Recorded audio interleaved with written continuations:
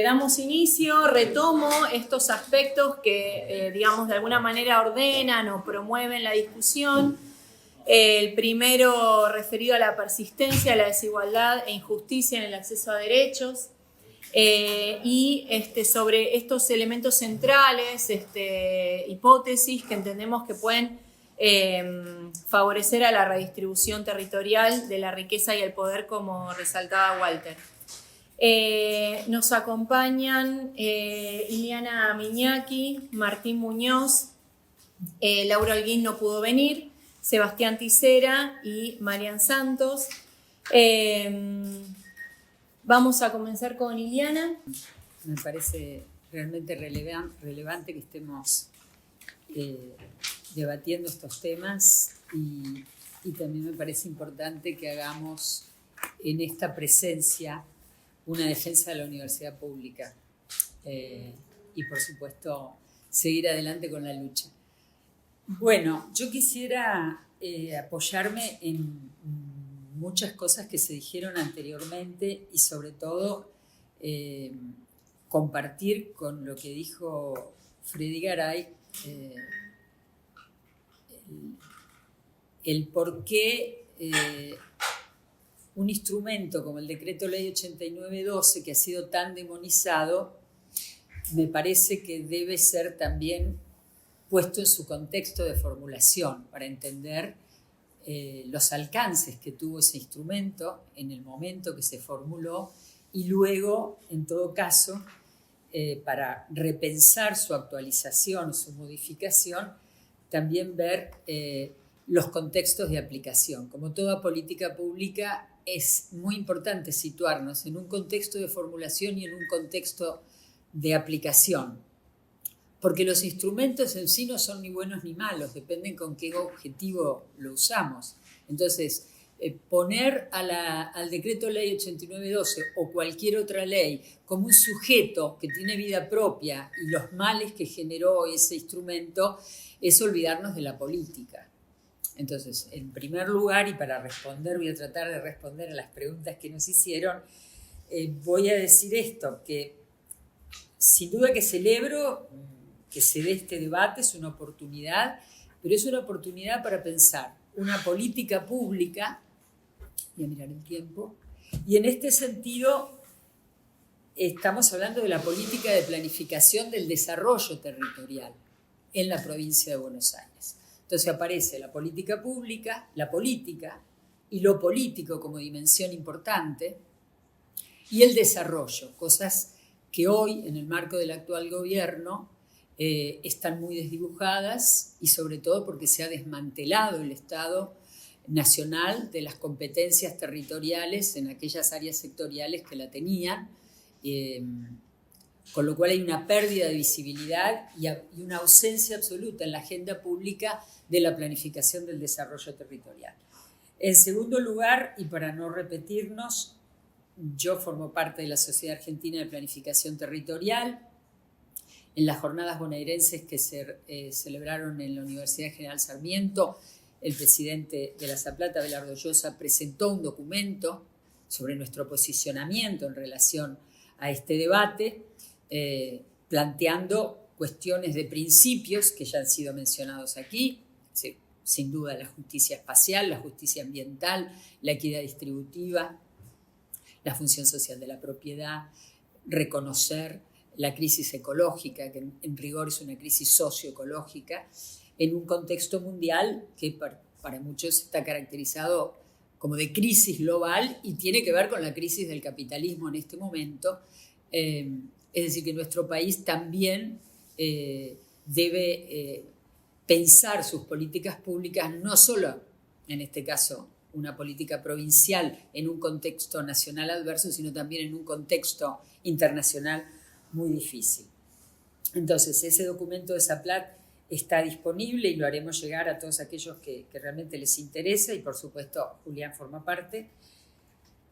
Pero no quiero olvidarme, antes de responder la pregunta, de decir otra cosa importante que tiene que ver con lo que nos relataba Freddy, y es el enorme bagaje de trabajo hecho en torno no solamente a la ley 8912, los debates que ha generado en su implementación, y ahí me permito nombrar a un querido colega, Norberto Iglesias, que siempre nos decía, una ley es necesaria pero no es suficiente, y él estaba trabajando en un documento que espero que vea la luz sobre todo este recorrido de aplicación del decreto ley 8912 para la provincia de Buenos Aires.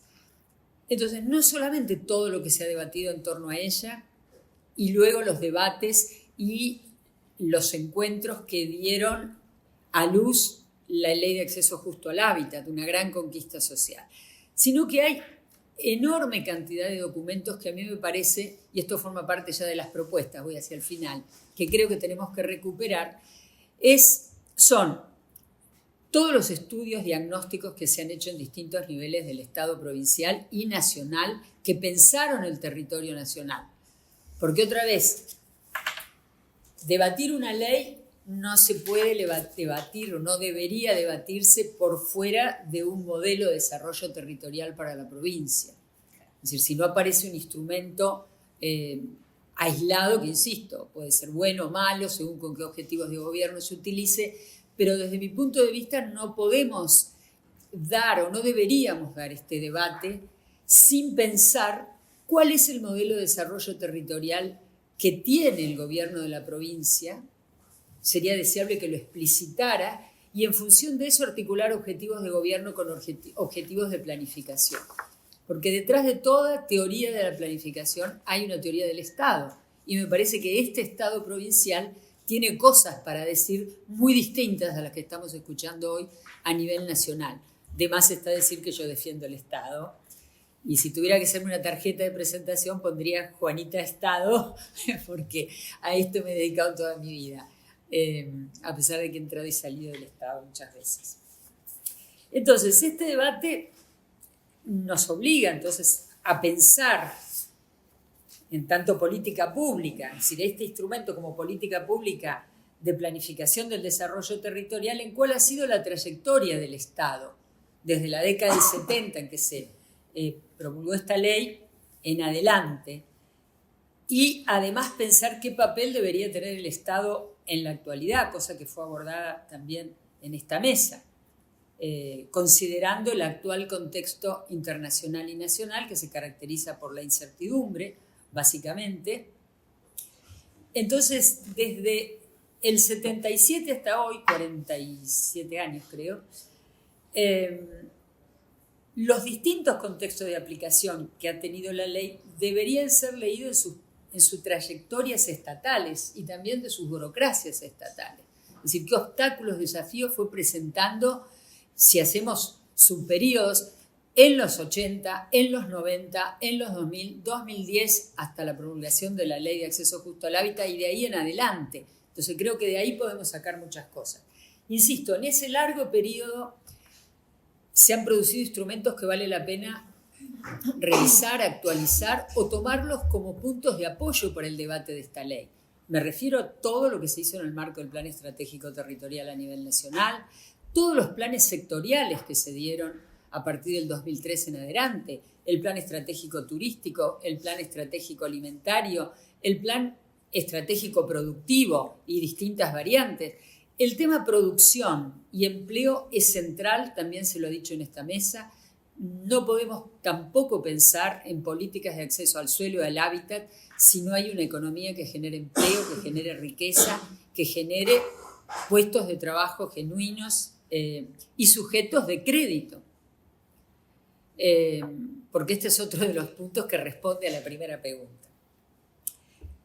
En este largo periodo, entonces, hubo continuidades y rupturas en materia de políticas territoriales que deberían ser leídas en términos de ganadores y perdedores.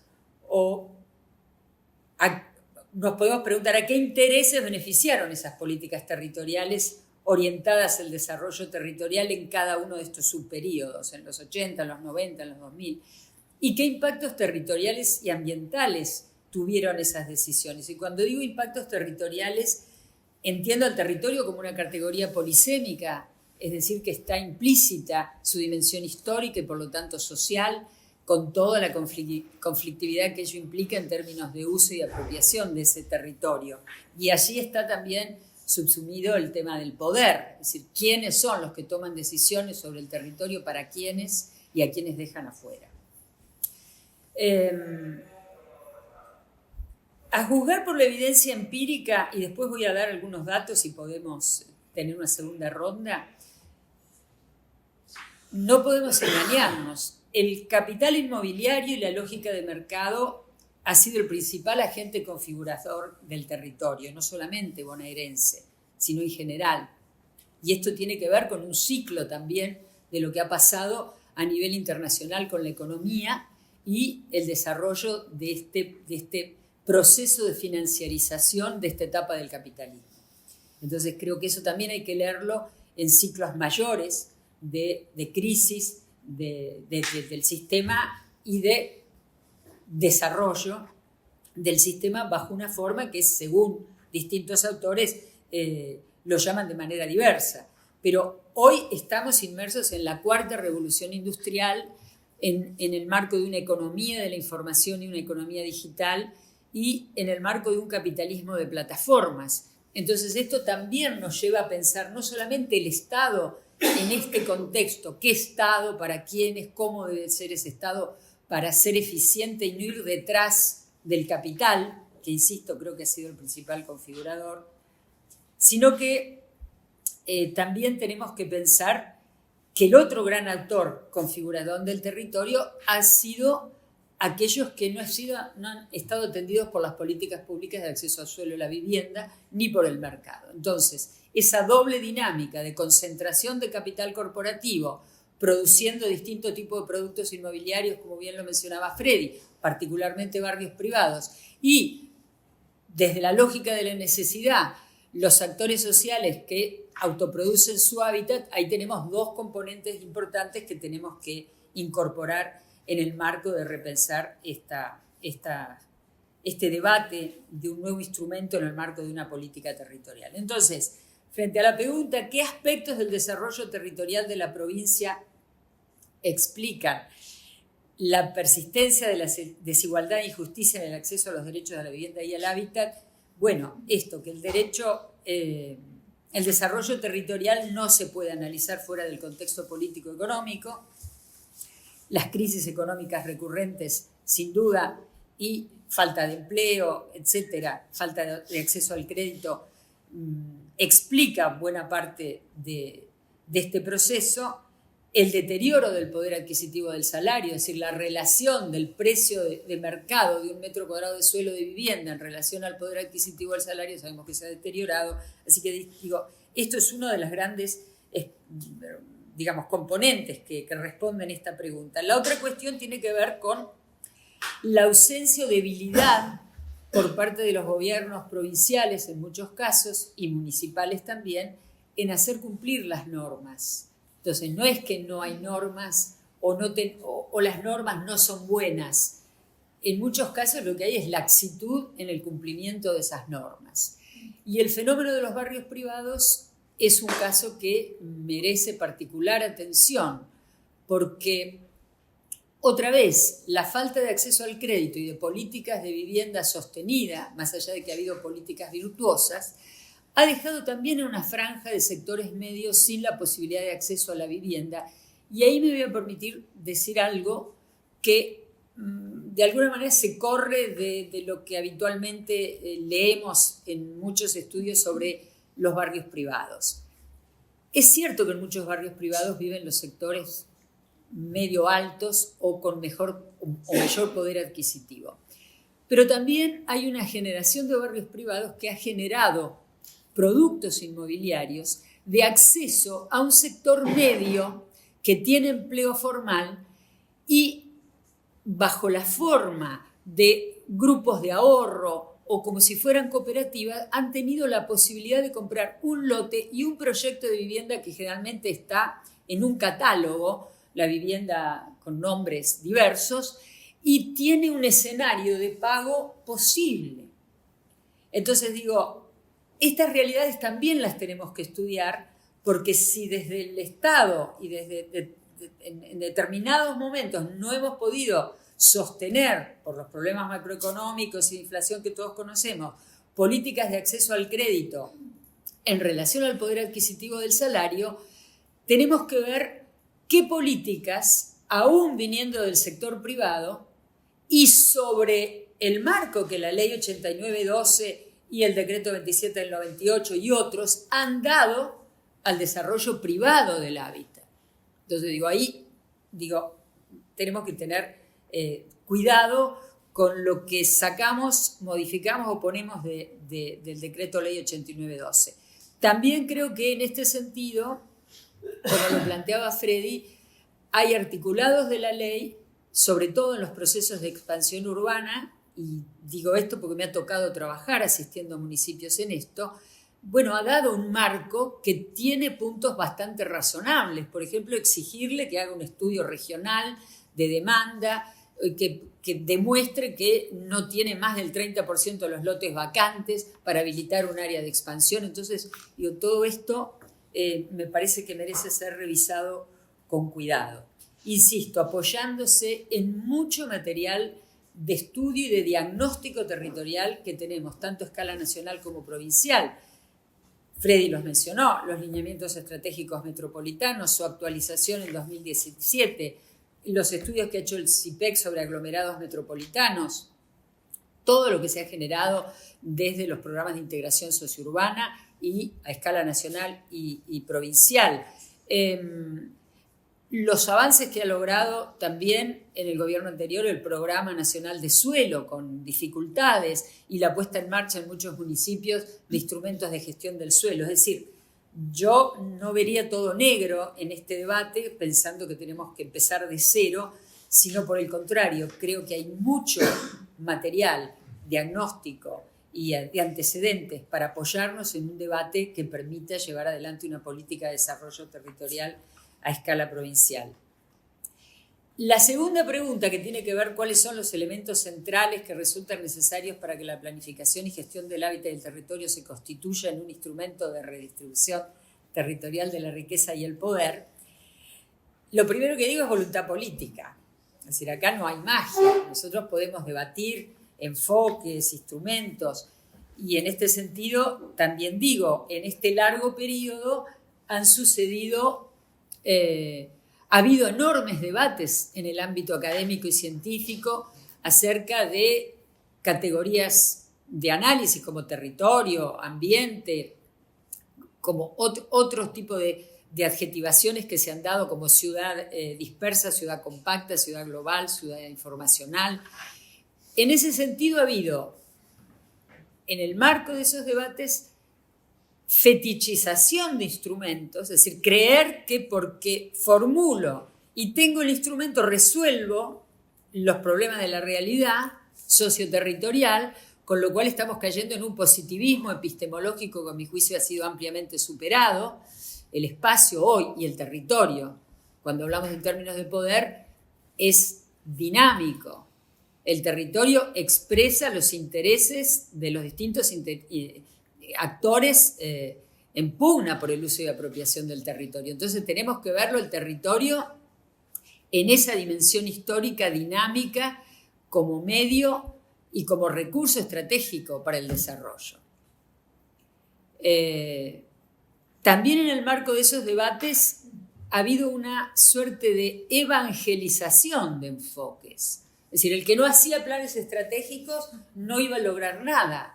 El que no pone en marcha una ciudad creativa o una ciudad inteligente o smart city, es decir, estos son todos los evangelios que nos van bajando, y la ciudad de los 15 minutos, por supuesto. Entonces no importa si la ciudad tiene 3 millones de habitantes y 200 kilómetros cuadrados y tiene 5 líneas de subte, no sé si tenemos 5 o 6. No se puede aplicar esto acríticamente. Entonces ahí digo, respondiendo a esta pregunta, voluntad política, un plan de desarrollo territorial para la provincia que explicite y considerar la lógica del capital corporativo. El capital corporativo tiene un componente fundiario, un componente inmobiliario, un componente productivo, un componente financiero y forma parte de la cadena de valor global. En las ciudades turísticas, y Buenos Aires es un ejemplo de ello, vemos claramente cómo ese capital corporativo también está en una disputa por el territorio. Porque cuando los precios de alquiler o los precios de venta de algunas propiedades se rigen por alguna de esas cadenas de valor global y entran en los circuitos por todos conocidos de Booking, TripAdvisor, Airbnb, etcétera, etcétera, bueno, la pregunta es, ¿nos alcanza una ley de ordenamiento territorial si no se contemplan estas formas que ha encontrado el capital para seguir haciendo negocios? Y como también Freddy muy bien lo decía, aún usando territorios que a priori no tendrían valor porque son inundables, porque están en humedales.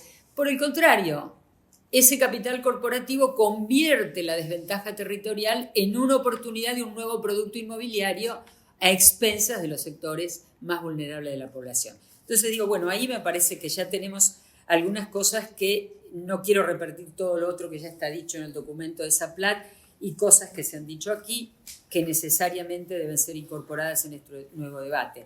Perspectiva de derecho, perspectiva de género, la transición socioecológica y la crisis del Estado que nos obliga a repensar un Estado en función de estos principios que creo que en este ámbito compartimos todos. Así que bueno, muchas gracias y perdón por la extensión. Buenas noches, primero agradecerles la invitación, la oportunidad de hablar acá y compartir un poco los pensamientos y, digamos, no tampoco quiero volver a redundar en lo que ya se expuso, mucho de lo cual suscribo absolutamente y comparto, digamos, también en los espacios que tenemos de Zaplat, los encuentros regionales que hacemos, compartimos estas cuestiones, entendemos los desafíos que tenemos por delante, sabemos que justamente cómo se define la ciudad, pero también lo territorial, es un sistema complejo y de mi parte entiendo que cuestiones complejas requieren soluciones complejas. En esta situación también tenemos un Estado federal y las autonomías municipales, como reflejo de la Constitución del 94, plantean a la provincia de Buenos Aires también un camino de entender las autonomías municipales en este proceso de ordenamiento del territorio. La 8912 dejó un artículo donde encarga a los municipios, o exige a los municipios, ser los primeros ordenadores del territorio, con la complejidad que tiene esto de que las cuestiones y los desafíos que enfrentan las ciudades no reconocen los límites jurisdiccionales, mucho menos cuando están insertos, como es el caso del 93% de la población, viviendo en el 13% del territorio en el área metropolitana de Buenos Aires, si queremos verlo más extenso, en la región metropolitana.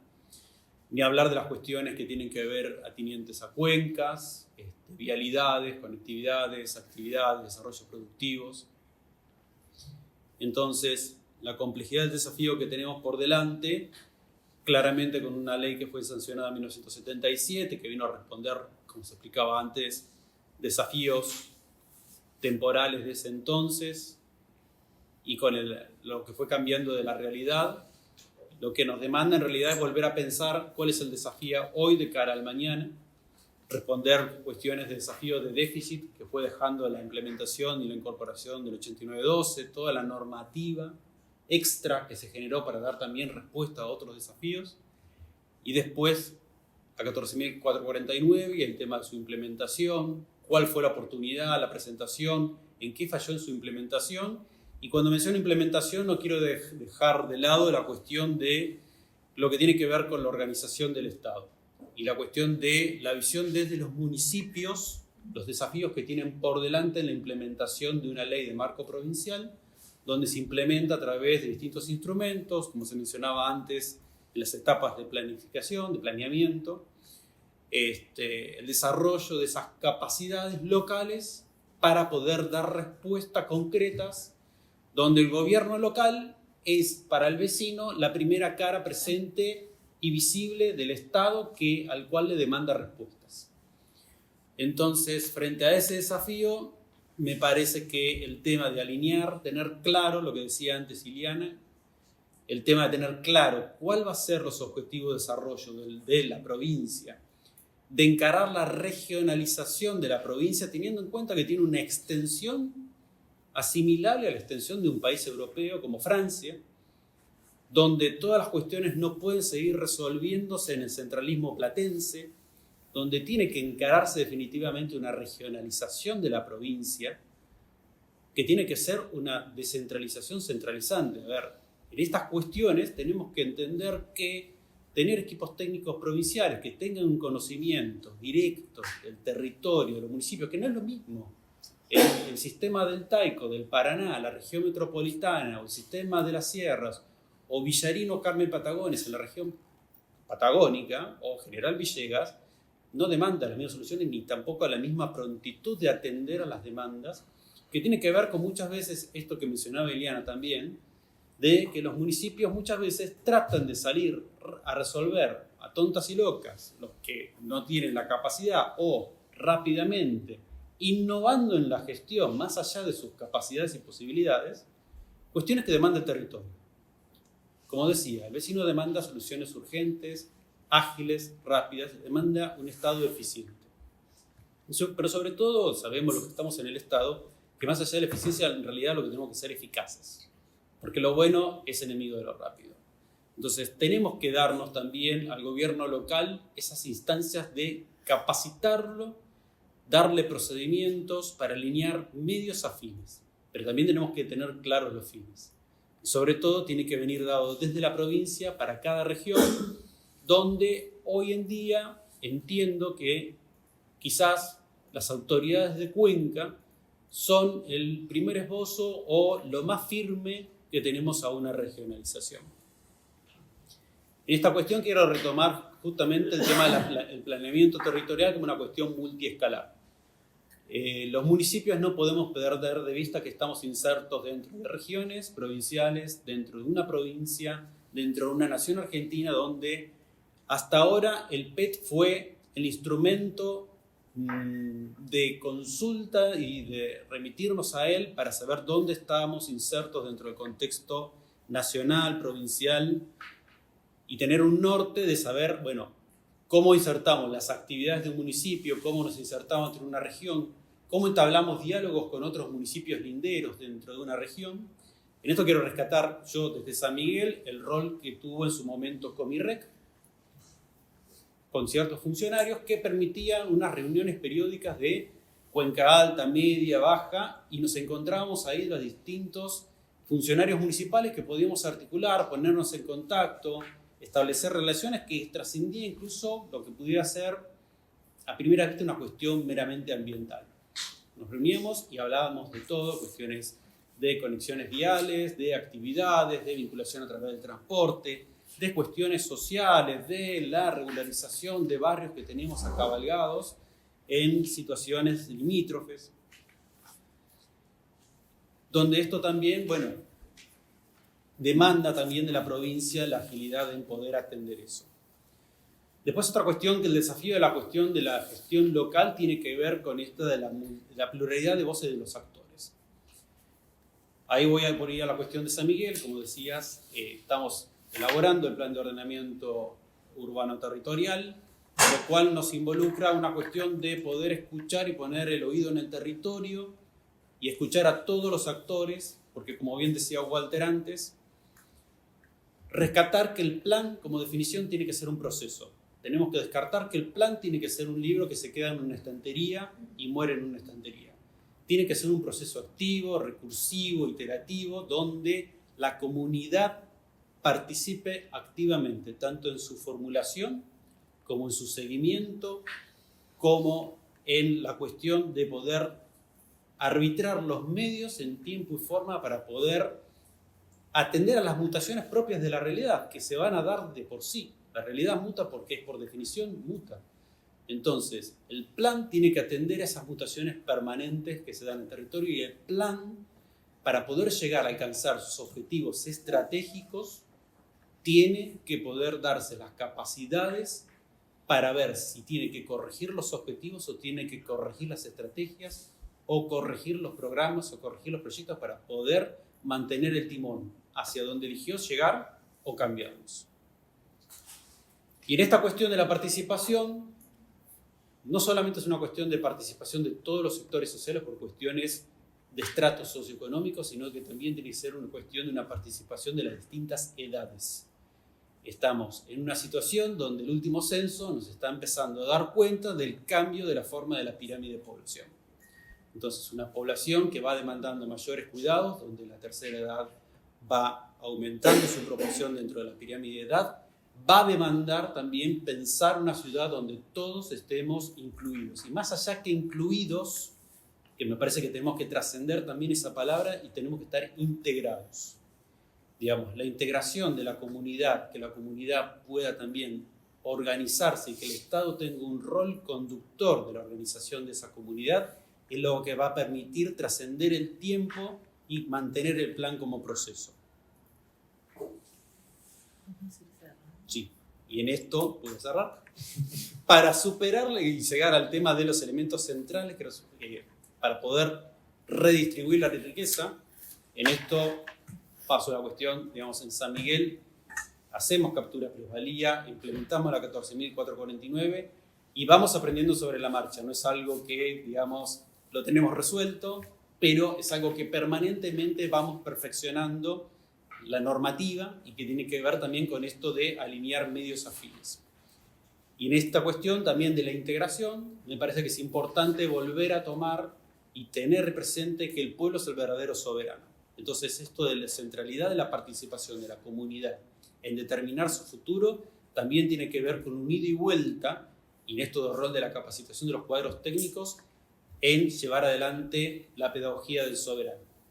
En esto de empoderar al pueblo a ser dueño de su propio destino, que tiene que ver con trabajar un plan que para que el plan subsista y trascienda las gestiones, lo ideal, y en esto peco de ingenuo y sé que es un ideal, pero recalco el tema de que es preciso que la comunidad se apropie del plan para defenderlo a través de las gestiones. Gracias. Un gusto estar acá. Está bueno esto que la provincia venga a la UBA. Y está bueno que en ámbitos académicos se discuta estas cuestiones que son para la transformación del territorio.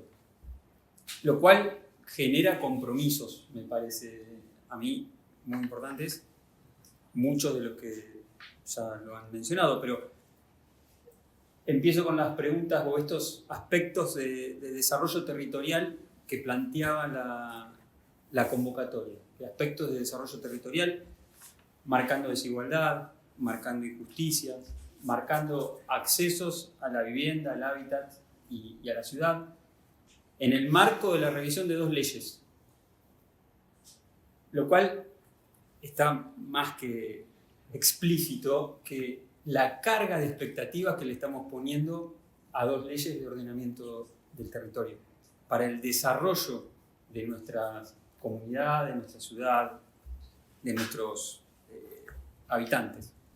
Entonces, eso me parece que es un estado de situación que no lo resolvemos solo nosotros, sino que está muy bueno cuando vemos que se trabaja de manera integral todos los aspectos y también de manera transversal y también vertical, de arriba a abajo, pero también de abajo hacia arriba.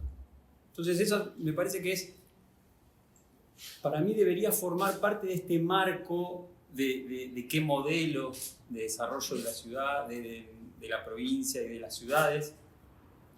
También debería formar marco de este espíritu de conceptos y de criterios con los cuales deberíamos abordar estas problemáticas. Yo diría un punteado muy, muy rápido de problemáticas, pero quisiera que estén vibrando en cada uno de nosotros sobre 2 palabras. Uno que tenga que ver con la formación e información. Formación desde nosotros, como casa de formadores, y esa información que a veces tenemos, a veces no tenemos, que a veces llega, se transmite y a veces no. Y por el cumplimiento e incumplimiento. Porque también estas leyes potentes con sus enormes luces y algunas cuestiones o muchas cuestiones que le pueden faltar, en los municipios, por lo pronto los que yo conozco, les es muy difícil llevarlos adelante. Y remarco con esto de formación y de información. La formación de los cuadros técnicos que los municipios lo tienen que llevar adelante, la información que nos llega, que se distorsiona.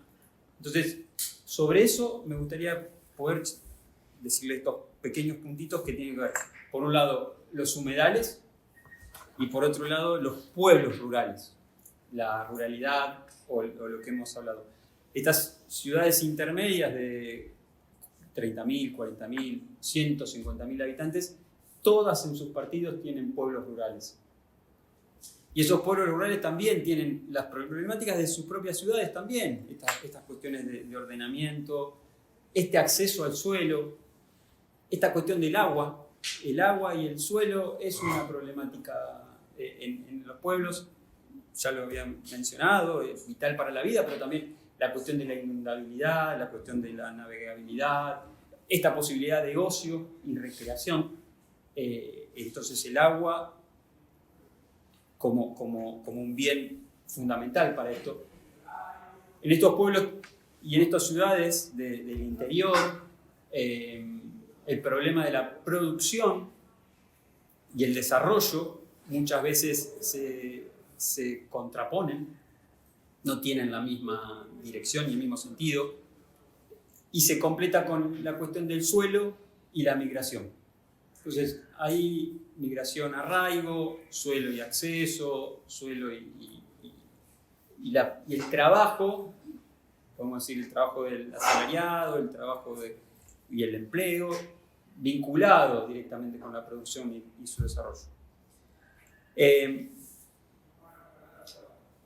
estos pueblos pueden habitar si ahí consiguen su sustento económico, ¿no? Y ahí es donde se producen estas migraciones y estas informaciones. La cuestión de lo ambiental, pero también de la producción y los agroquímicos o agrotóxicos, o como queríamos llamarle, la cuestión de las distancias, los buffers, los pueblos y las escuelas rurales, los espacios donde viven pocas personas, que también la producción y la salud lo está echando.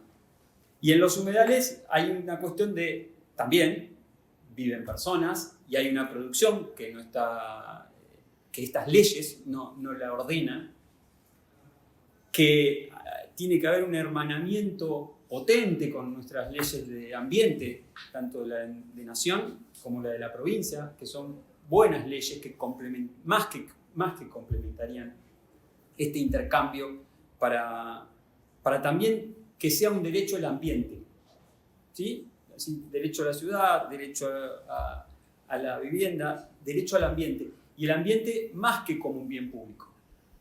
Es un bien público y la calidad de los bienes públicos es lo que hace que una sociedad sea más inclusiva y equitativa. Pero el poder identificar estos como bienes públicos y poder cuidarlos es una de las cuestiones que en estos territorios, por lo pronto los que yo conozco del norte de la provincia de Buenos Aires, son necesarios. Y tienen esta doble función, tanto las leyes, la normativa, como visualizarlos e identificarlos como bienes públicos, que los cuidamos. Y en el cuidado, o como la normativa y sus expectativas, lo que queremos es remediar lo que está mal y ordenarlo y mitigarlo, pero también adaptarlo para estos momentos y los futuros.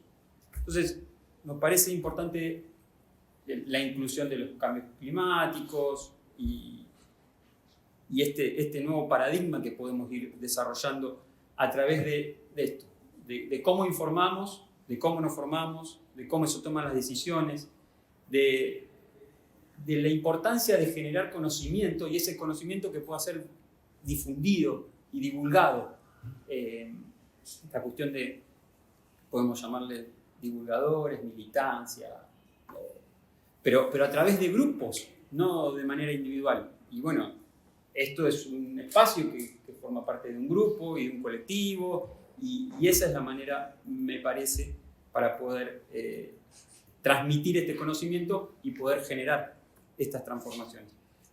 Poca información sobre estadística, por lo menos de acceso público o completa, poca información de nuestros municipios del norte de la provincia de Buenos Aires a tener relación directa con los expedientes o con informaciones generales o con lo que sucede en un municipio diferente a otro. Ahí ya cuestiones más de transparencia y esta cuestión de incumplimiento de las leyes que tampoco sucede mucho cuando no se cumple. Entonces, el control y también el cumplimiento o incumplimiento, donde entra también la justicia en ese rol. La regionalización es algo que, por cuestiones operativas, institucionales, en los modos de ecosistemas, de cuenca, de sistemas de ciudades, es una manera también de abordar el territorio fundamental.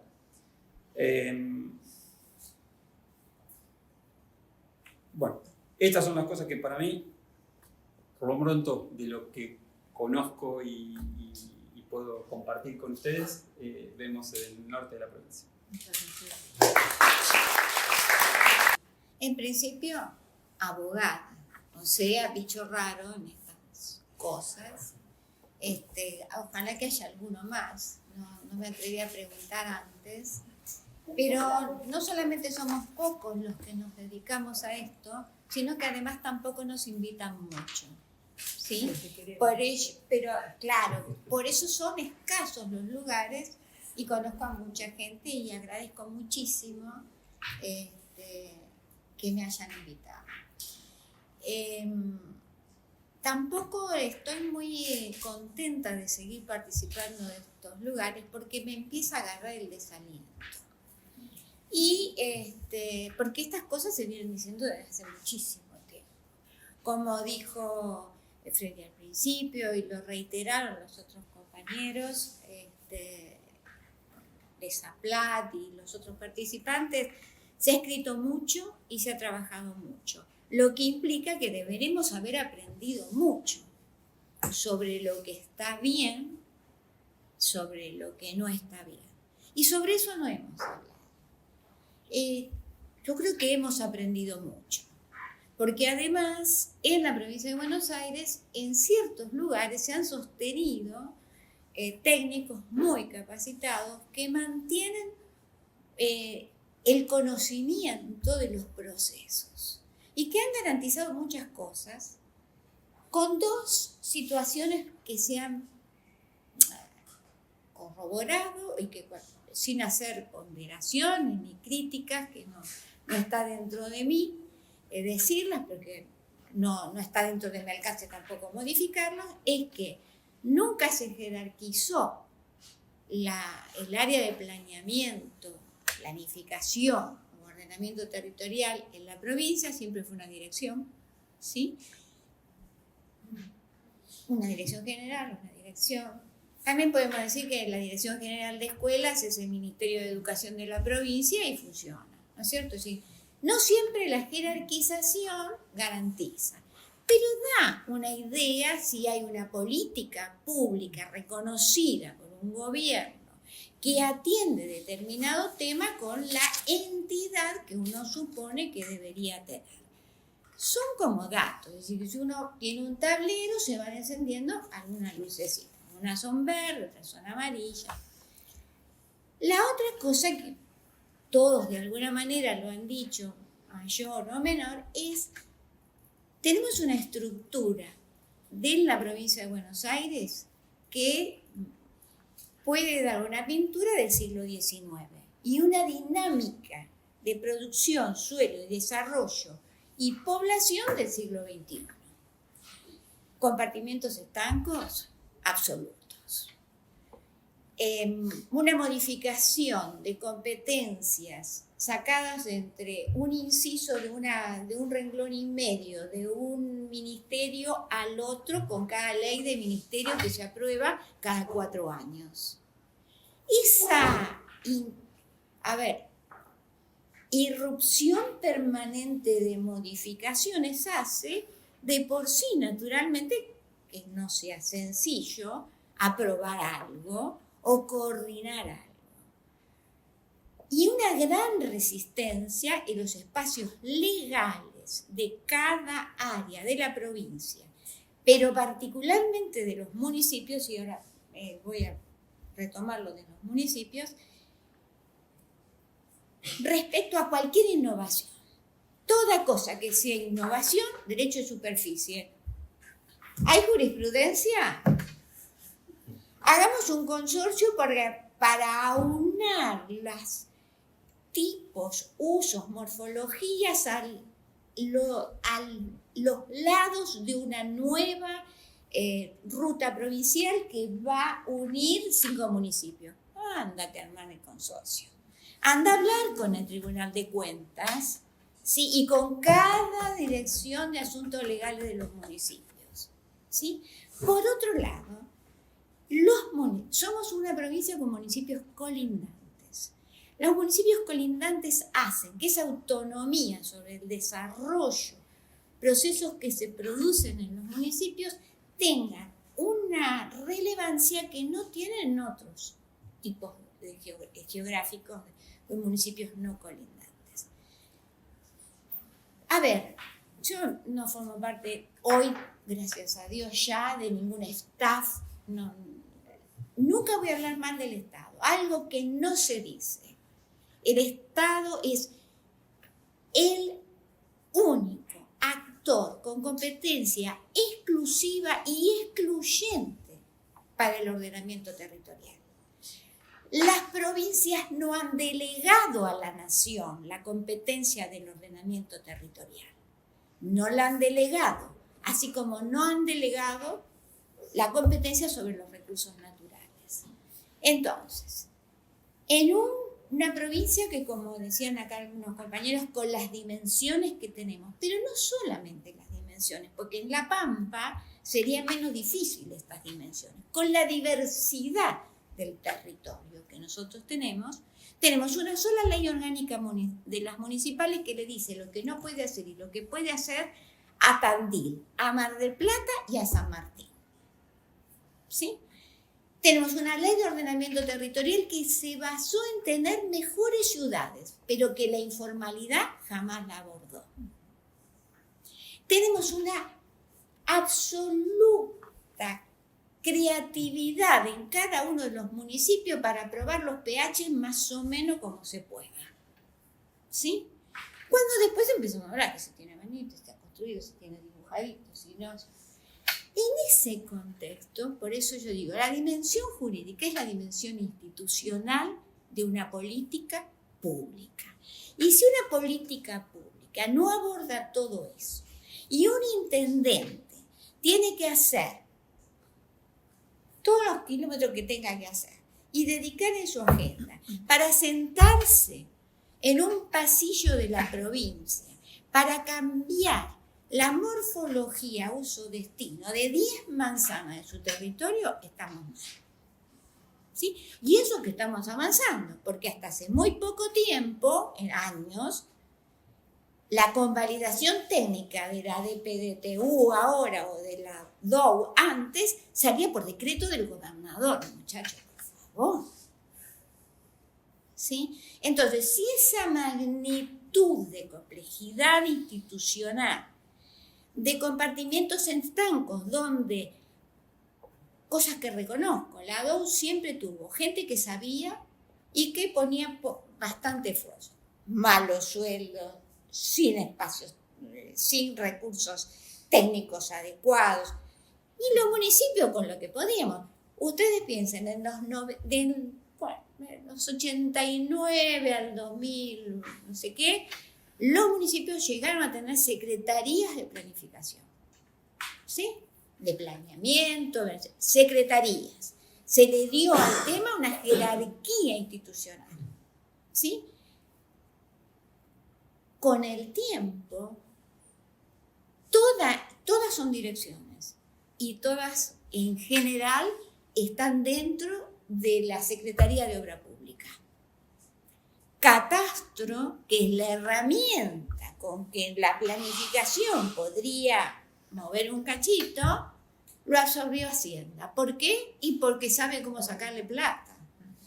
¿Sí? Entonces, si nosotros tenemos en la provincia catastro dentro de ARBA, muchachos, catastro y geodesia, que saca disposiciones respondiendo a soluciones caso por caso, y no tenemos líneas, ejes que resuelvan situaciones similares, aunque sea una estandarización que se acerque. Bueno, entonces los desafíos me parece que serán hacer una ley que responda a un territorio diverso, ¿sí? Que reconozca capacidades, incluso puede reconocer capacidades a los municipios en tanto y en cuanto demuestren que han jerarquizado el tema y que le ponen las capacidades técnicas adecuadas. Una vez demostrado, le tiene que delegar. Si piensan seguir concentrando todo en una oficinita con 3 cosas, en un piso de un edificio que tiene un árbol saliendo de una grieta en el frente, por favor, no hagamos demasiadas olas, ¿sí? Para ver qué vamos a cambiar, ¿sí? Entonces, para mí esa dimensión jurídica institucional tiene que estar desde el inicio del pensamiento del gobierno de un territorio. Nada más. Gracias a los 4. Y ahora tenemos algún tiempo para comentar, preguntar y entrelazar lo que fuimos escuchando. No sé si hay alguien anotado, anotada. En muchos de los discursos ha aparecido una dependencia de lo macro, ¿no? Del orden macroeconómico, profesional, y bueno, dentro de este proyecto de país actual es imposible planificar, etcétera, etcétera. Estoy resumiendo de forma muy simple, muy berreta. Y pareciera, aunque no es el espíritu de lo que se ha dicho, que hasta que no se transforme esa cuestión macro no puedo operar en nada de lo micro. Cuando todos sabemos que todos cotidianamente encontramos maneras de surfear y de encontrar alternativas. Entonces, el tema sería si podemos hacer un atlas de instrumentos, un listado de instrumentos o de estrategias alternativas para el mientras tanto. Porque aparte también parece que bueno, en algún momento se va a producir un cataclismo, un terremoto, va a haber un tsunami y entonces todo se va a transformar y como decíamos ayer. Descontando que, como decíamos ayer, tampoco estaba demasiado bien. ¿No? Entonces, bueno, por eso insisto, por ahí es muy vasto, ¿cuáles serían algunas pistas de instrumentos o herramientas para este mientras tanto? Sí, bueno, hay un tema que aparece y que me parece que hay que entrar ahora, es el tema de la regionalización.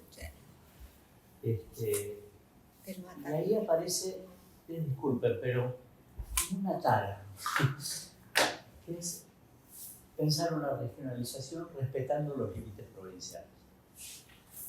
Si parece que toda la regionalización es pensando el límite de la provincia de Buenos Aires para adentro. Y cuando hablamos de regiones, esto nos tocó al hacer el plan nacional, digamos, de obras públicas, bueno, las regiones tienen más que ver con ecorregiones. De alguna manera las características ambientales definen un producto principal. El producto principal define una economía. Y hoy, el norte de la provincia de Buenos Aires, el sur de Córdoba y el sur de Santa Fe, mal que nos pese, constituyen una misma región. Y el sistema de ciudades que se conforma ahí es un sistema de ciudades unificado. Y la problemática de esas ciudades tiene más que ver entre sí que la discusión si la zona de la cordillera de Tandil o la zona del sur de la provincia de Buenos Aires alrededor de Bahía Blanca. Es decir, y digo esto porque voy a entrar en otro tema que es el primo hermano, mellizo de que el área metropolitana de Buenos Aires constituye en sí una región y que tiene 2 distritos, 2 jurisdicciones, 2 provincias. O sea, cuando queremos entrar en estos temas nos encontramos con el tema de la regionalización en serio. Y lo que aparece ahí es una pregunta que es, ¿quién representa el interés nacional? Si lo representa necesariamente el Estado Nacional o hay un federalismo de regiones, es decir, de entidades que piensen, digamos, la realidad de una región, pero como una región económica, social, ambiental, digamos, más o menos integrada. Por ejemplo, recién se mencionó los comités de cuenca, ¿no? Yo creo que es un buen ejemplo, porque, digamos, normalmente lo que se debate en este momento, y me parece que es importante, es la diferencia entre competencia o colaboración. Es decir, paradójicamente la palabra colaboración estoy viendo que el Estado Nacional se le está apropiando, digamos, y que le va a dar un carácter jodido. Pero, digamos, creo que aparece realmente la pregunta, pues estamos entre provincias y ciudades que compiten, y por ahí no vamos a llegar nunca a buen destino. Es decir, si no se definen solidariamente digamos, cuestiones comunes, digamos, va a ser difícil encarar esta cuestión. Y nosotros en este sentido mirábamos, bueno, siempre aparece esta desproporción entre el área metropolitana de Buenos Aires, Córdoba y Rosario, que de alguna manera son también áreas metropolitanas que tienen un cierto nivel de autonomía, aunque muy inserta dentro de la región de la zona núcleo, digamos. Pero, digamos, con un dato que hay que ver, es decir, el puerto Rosario hoy es el puerto más importante del país.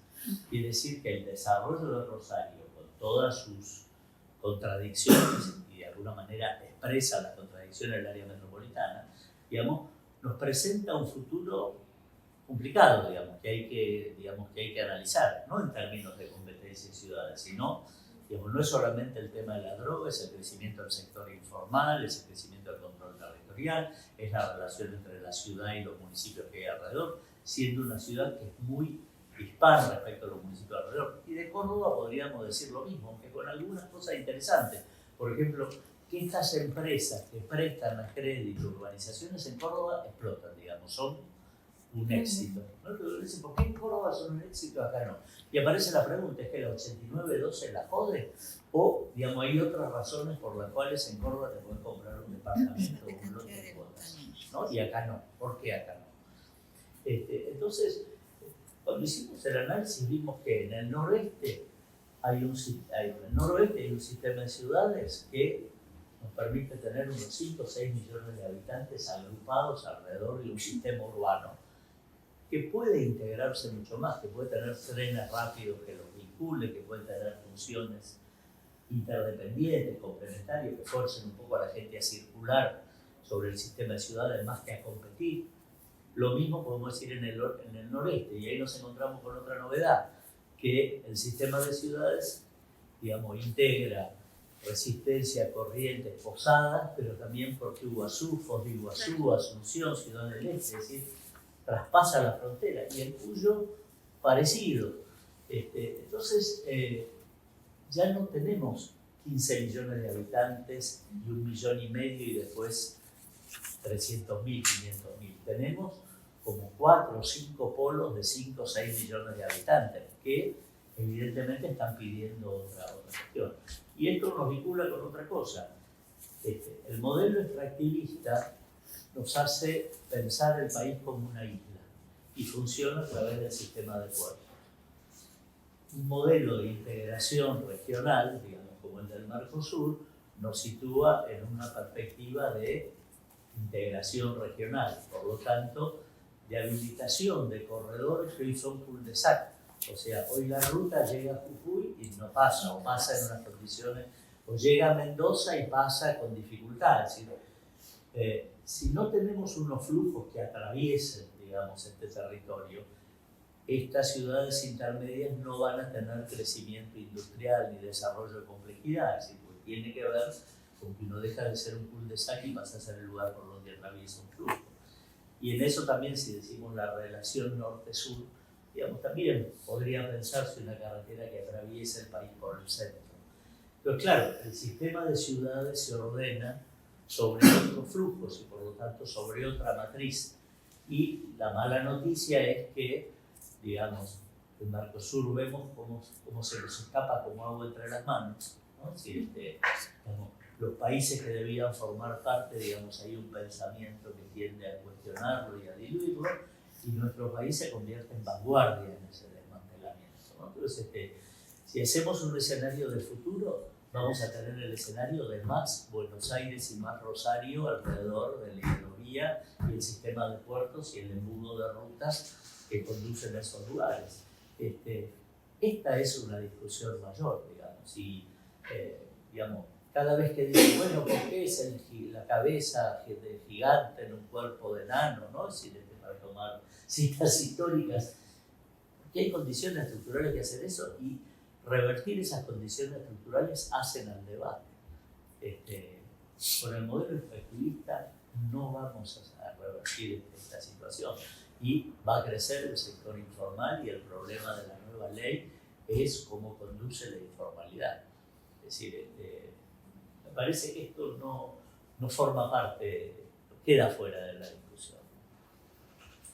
Brevemente, digo, así como mencioné muy rápidamente, tomando como algo positivo, Javier, de que yo no creo que si no se resuelve la macro no se pueda hacer nada. Por eso dije, ¿por qué no empezamos por revisar todo lo que tenemos? Y en la rapidez de mencionar todo esto, omití decir algo que, Freddy, vos lo sabés.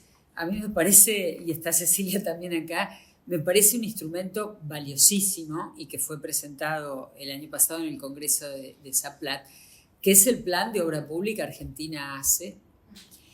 Y no solamente por cómo está pensado, cómo está conceptualizado el territorio, cómo está conceptualizado el desarrollo, porque presenta una nueva geometría de poder. Obviamente, en pos de hablar 5 minutos, yo no mencioné alguna de estas cosas, pero esto que dice Freddy, me parece que ese es un punto de partida para en la provincia de Buenos Aires dar parte de ese debate. Por supuesto que todo lo que está contenido en ese plan de obra pública remite a una discusión nacional, pero se puede empezar por aquí. Y yo quiero agregar sobre eso, porque también lo han mencionado mis compañeros y Marian, esta diversidad de territorialidades que hay en la provincia de Buenos Aires, que en el debate de una nueva ley o una nueva política, insisto, para mí de planificación del desarrollo territorial tiene que ser reconocido. Yo voy a darles unos datos que corroboran esto que dice Freddy de necesidad de tener no solamente otra geometría del poder para salirnos del modelo extractivista, sino también que eso tiene que ser acompañado de una nueva arquitectura institucional para gestionar esas territorialidades. Por ejemplo, los municipios litorales, del litoral bonaerense. Hay una escala que no está contemplada en la gestión territorial, así como no está institucionalizada la gestión metropolitana, tampoco lo está la de la megaregión, que va de Rosario hasta Mar del Plata y un poco más allá, y si la miramos a escala del Mercosur, atravesada por los ejes que van del este al oeste, es decir, ahí pasan cosas muy importantes. Entonces, la megaregión del Tuyú, les quiero mencionar 2 datos, porque ha sido tema de investigación en el equipo que comparto en el Instituto de Geografía en la UBA. Un dato, en los últimos 15 años, desde 2005 al 2020, a esos 15 años me refiero, fue una de las regiones que más creció en población, pero se sumaron 9.011 hectáreas en un proceso de expansión urbana en horizontal, dispersa. Es decir, que en el 2020 la expansión era 66.37 respecto al 2005.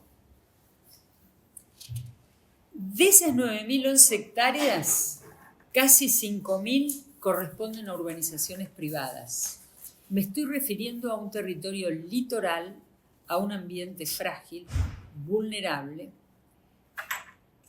Es decir, que el porcentaje de urbanización privada, básicamente en la región del Tuyú, que abarca de los municipios litorales el Partido de la Costa, Pinamar, Villa Gesell y Mediterráneos, Lavalle y General Madariaga, nos está dando cuenta de estas dinámicas diferenciales del territorio. Mientras hay ciudades que expulsan población, otras atraen.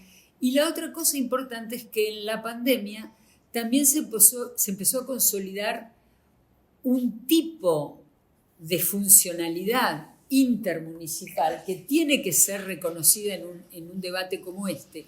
Por eso me parece tan importante lo que dice Freddy, que no podemos seguir leyendo el territorio en unidades jurídico-administrativas como ámbito de aplicación de normas, sino entenderlo en términos de gobernabilidad y de gobernanza, si se me permite también la palabra, aunque no me gusta. Entonces, esa nueva arquitectura institucional tiene que dar cuenta de un conjunto de interdependencias que se dan en los municipios que son funcionales, como estas que relataba Freddy en el norte del país o en el litoral del país.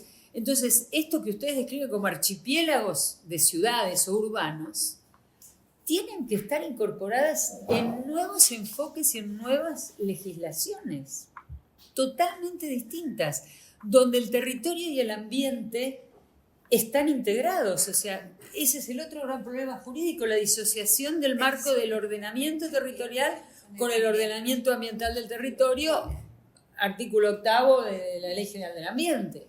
Entonces, nada, yo digo, hay mucho material para empezar. ¿Desde dónde empezar? Digo, yo en eso soy optimista. Y lo otro es política. Sí, también es cierto, y lo dejamos por favor, porque encima se ocupó de todo. A mí hay algo que me gustaría, lo digo a título personal, lo he escuchado en otros lados, pero lo voy a decir a título personal.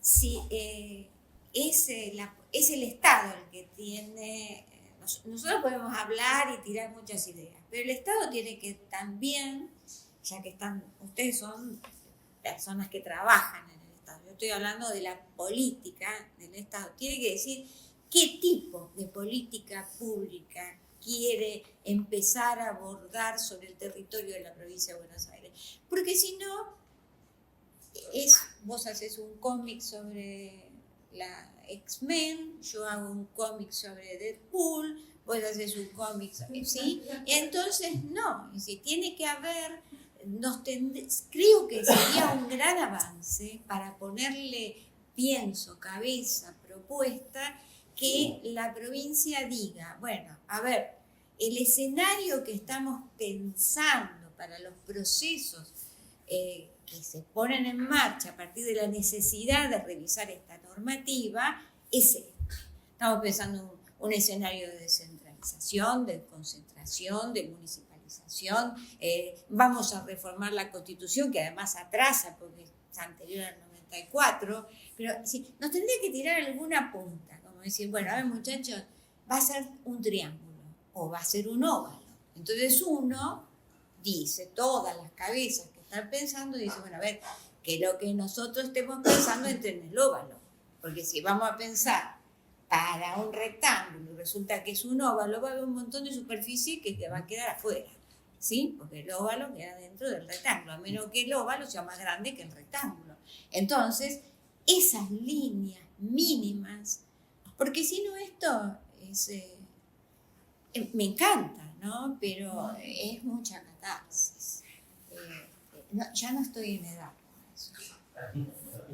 Si me tiran unas líneas, creo que todas, porque además hay muchos grupos, mucho escrito, y muchos grupos que lo tienen, que han reflexionado sobre eso. Voy a decir varias cosas.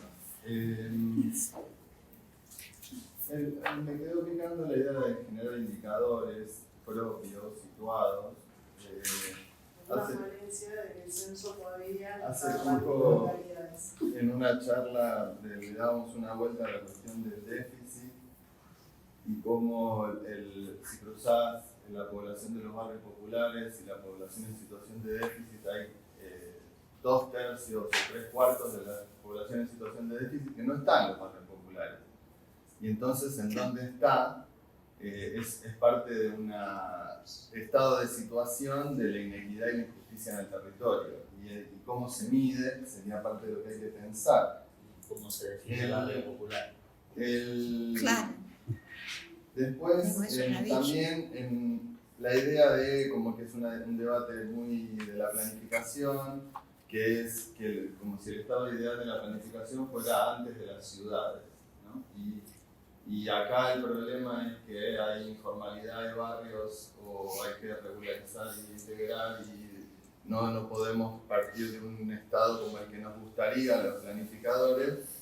Y creo que es un debate ese que ya es imposible, o sea, no tiene es inconducente, ¿no? Como estado de situación es el que hay. Y los procesos de integración urbana y todo lo que se mencionaron acá, desde la regularización y erradicación, dan muchos aprendizajes que tienen que ir integrándose con la planificación. Igual que la idea que vuelve de la que también se revisó. Hubo distintos matices en la identificación del problema entre el Estado como protagonista, el rol del Estado, el carácter del Estado y el mercado, en algunos puntos hasta definir que cuando el Estado no está, que es una caída bastante habitual de ese discurso, es cuando se desarrollan los problemas como los del conurbano, como la asociación de ausencia de Estado con problemas, cuando muchas veces son los matices del Estado, las ribetes y las complejidades del Estado, las características del propio Estado, parte de los problemas, que creo que esto sí se revisó mucho en toda esta conversación. Yo creo que no es catarsis. Mi versión de este encuentro es un encuentro de activismo político, es un encuentro de militantes que quieren transformar la realidad, lo están haciendo, intercambian sus conocimientos a favor de eso. Y me parece imperioso hacerlo, por otro lado. O sea, creo que es una cuestión que no hay que abandonar. Podríamos dar muchos ejemplos muy movilizantes de situaciones que hoy queremos transformar, que existen en nuestro territorio y que son las que son la carne y hueso de la desigualdad y la injusticia, que requieren que nosotros sigamos trabajando en eso. Lo que entiendo es que todo es mientras tanto. Todo esto es como un aprendizaje histórico, ¿no? De las primeras perspectivas revolucionarias hasta hoy, no hay fin de la historia, ni por la consagración del comunismo a nivel universal, ni por el fin del comunismo a nivel universal. Entonces todo es mientras tanto, ¿no? Y también eso a veces imposibilita, si uno piensa no puedo trabajar en este barrio si no pienso en la ciudad, no puedo trabajar en la ciudad si no pienso en las regiones, y estas relaciones se vuelven contra nosotros. Digo, en eso hay que operar cada vez y todo el tiempo manejando las relaciones de escalas y dimensiones que podamos de la mejor manera posible. Creo que ese es el otro gran punto que atravesó mucho de las conversaciones de hoy, que es el manejo de las relaciones. Y el debate de la ley de ordenamiento está como supeditado a cuántas relaciones o de qué modo podamos manejar el impacto de una ley de ordenamiento en el proceso del desarrollo del territorio, con política, con modelos, hasta qué punto en relación. Bueno, Ileana recién cuando hablaba de la producción capitalista y el capital inmobiliario como principal configurador del territorio, la condición extractivista del modelo actual que traía Freddy, el capitalismo financiero actual, de plataformas actual, todo eso está en todas las escalas y en todas las dimensiones. Entonces el manejo de las relaciones de todo eso me parece que hace a las posibilidades de acción que tengamos. Creo que hasta ahí, porque tengo otro montón de cosas, pero hablamos todos un montón. Hay como unos ejes transversales que tienen que ver con revertir condiciones estructurales del modelo extractivista, incorporar una perspectiva ambiental y de género y con una mirada integrada con otras leyes, como en términos generales, marcamos 5 y luego un último punto, el sexto, que agregó Freddy en el último minuto. Partimos por, se repitió casi con todos los oradores, la regionalización del entendimiento del territorio y por ende la territorialización de la norma, con fomento de órganos intermedios de construcción de lógicas de ordenamiento de municipios con problemas comunes. La regionalización no debería respetar los límites políticos, sino los ambientales que definen en la medida de una región económica, recoger el guante que representa el Estado del interés nacional y colaboración y no competencia de ciudadanos, reconocer la diversidad de territorios, sectores y necesidades. Como gran primer eje, entonces la regionalización. Segundo eje, la actualización del glosario e indicadores, la cuantificación de indicadores más allá del tamaño de parcela, muy conciso, inclusión de indicadores de dispositivos de oportunidad, definición actualizada de productos y actores productores del hábitat, sin hacer tabla rasa, sino recogiendo todos los antecedentes y lo aprendido y planificado sobre la ciudad existente. El tercer eje es la inclusión del ordenamiento de las variables económicas, esto que decía Javier recién, como índice de empleo, el acceso a crédito de los sectores populares y trabajadores, la factibilidad económica de los desarrollos y el crecimiento de las ciudades, y la recopilación de actas de instrumentos y estrategias transitorias para cambiar el temporal de variables económicas. Mientras tanto, digamos, podemos entender estas condiciones económicas que atraviesan el ordenamiento territorial, pero mientras tanto igual seguimos operando. Un cuarto eje es consolidar la baja densidad, esto que hablaba Ceci, de la consolidación de áreas intersticiales, de localidades de baja densidad con oportunidades de arraigo y integración del crecimiento de las zonas más densas, con mayor déficit. El quinto eje, respecto de las condiciones del aporte de Mariano sobre el diseño de la estructura de gobierno, la arquitectura institucional, revisar la jerarquía de áreas de planeamiento de la provincia y los municipios y la mirada integrada con las leyes complementarias, como las humedales y el derecho al ambiente y el rol del Estado. Y le agregaría el tema de los municipios, si te parece. La jerarquía de áreas de planeamiento en la provincia y los municipios, ¿cuál de? Sí, la autonomía municipal para resolver en alguna escala los temas territoriales.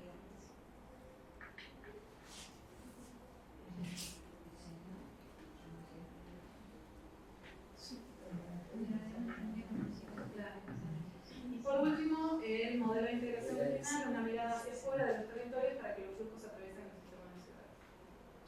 Eso es como de una manera muy temática, ¿no? Los grandes ejes que se fueron discutiendo y que tenemos que se repetían como aporte para lo que pedías como consigna, 2 o 3 lineamientos, tenemos 6, es un gran avance.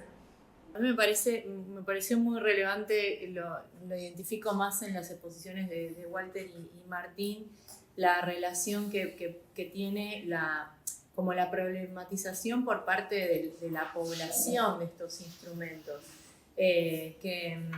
O sea, cómo aparecen, además de la identificación de estas desigualdades en el déficit y en la caracterización territorial, cómo aparece en la micropolítica o en esas microespacialidades una